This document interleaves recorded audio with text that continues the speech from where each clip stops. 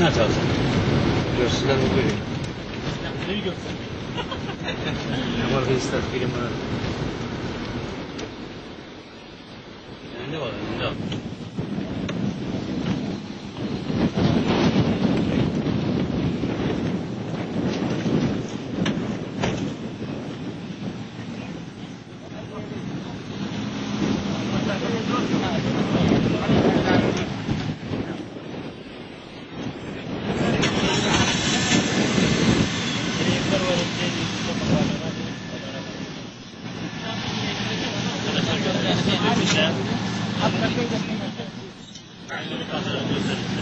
Haydi bir yere. Yarın götürdüm.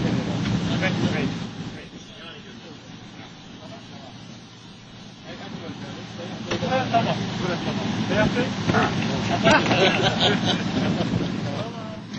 Canım fotoğraf çekin.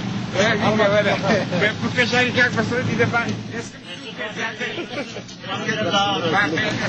Ben şöyle duruyorum. Ben yaram. Atu pro.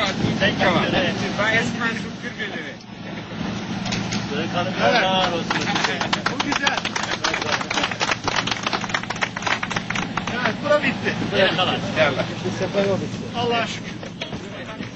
Aksiyeteki taşa. Ama onların Ne varsa? Buyurun.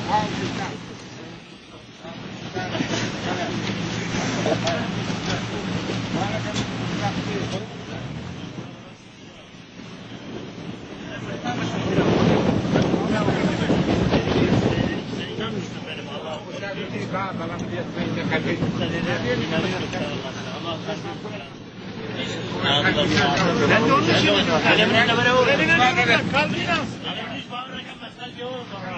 Ben de o yüzden bak çok güzel.